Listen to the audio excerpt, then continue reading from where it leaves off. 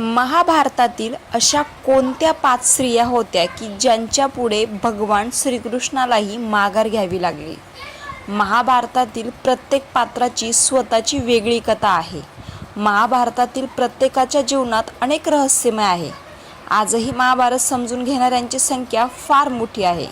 महाभारतातील अनेकांचे पूर्वजन्माशी संबंध असल्यामुळे त्यांना पुढील आयुष्यात संघर्षाचा सामना करावा लागला.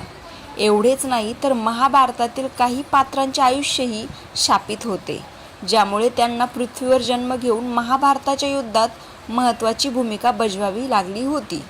महाभारतातील महिलांकडे देखील दैवी शक्ती होती, ज्यामुळे त्यांच्यापुढे योद्धे देखील काहीही करू शकले नाहीत.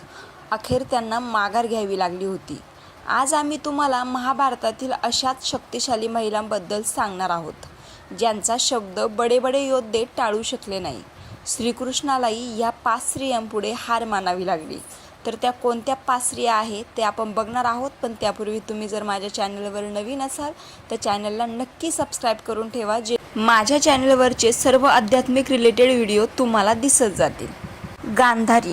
गांधारी धृतराष्ट्र यांच्या पत्नी होत्या. धृतराष्ट्र जन्मापासूनच आंधळे होते.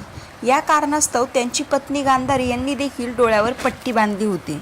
परंतु गांधारी यांनी धृतराष्ट्र यांची पत्नी म्हणून राज्याचा ताबा घेतला. गांधारी यांचे म्हणणेही कोणी टाळले नाही.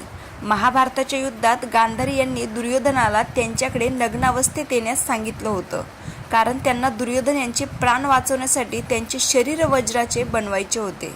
याचा अजून डिटेल अभ्यास करायचा असेल तर तुम्ही महाभारत पूर्ण पुस्तक पण वाचू शकता, किंवा यूट्यूबवर किंवा गुगलवर अजून काही माहिती भेटली तर सर्च करू शकता. मला थोडक्यात माहिती होती, त्यामुळे मी थोडक्यात तुम्हाला सांगितलेलं आहे.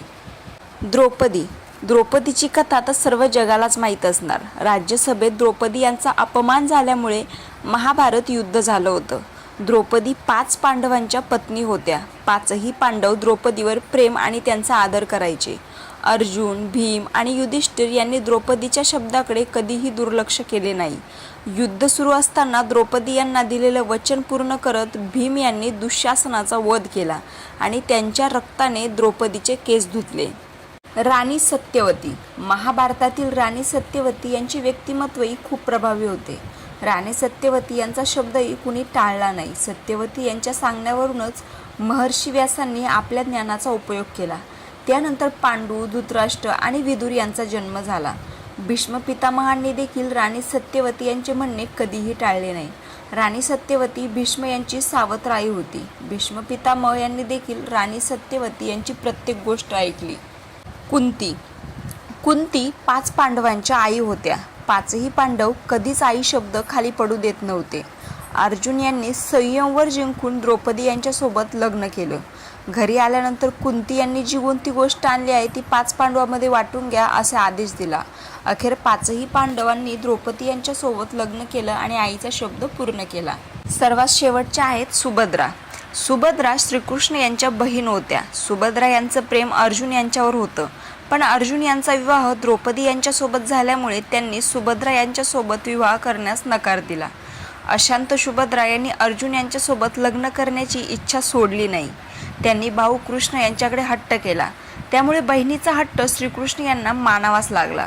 अखेर सुभद्रा आणि अर्जुन यांचा विवाह झाला. अभिमन्यू, सुभद्रा आणि अर्जुन यांचे पुत्र होते. तर ह्याच होत्या त्या 5 स्त्रिया ज्यांच्या सोबत किंवा ज्यांच्यामुळे महाभारत घडलेलं होतं. आणि मुळात महाभारत हे आपण जरी लाईव्ह टी व्हीवर बघत असलो किंवा वाचण्यात जरी आपल्या गेलं असलं तरी आपल्याला बरेच सारी कन्फ्युजन असतात की इतके सर्व पात्र आहेत, तर कोण कोणाचा मुलगा आहे, कोण कोणाचे वडील आहेत, कोणाकोणामध्ये महाभारत घडलेले वगैरे वगैरे असे बरेचसे प्रश्न असेल. तर ह्या व्हिडिओला लाईक करून ठेवा. जास्तीत जास्त जर लाईक आले तर मी समजून घेईन की मला यावर एक व्हिडिओ बनवायला हवा. याच्यामधून तुम्हाला बरेचसे कन्फ्युजन दूर होऊन महाभारतातील सर्व पात्रांचा चांगल्यापैकी अभ्यास होऊन जाईल. रामकृष्ण हरी.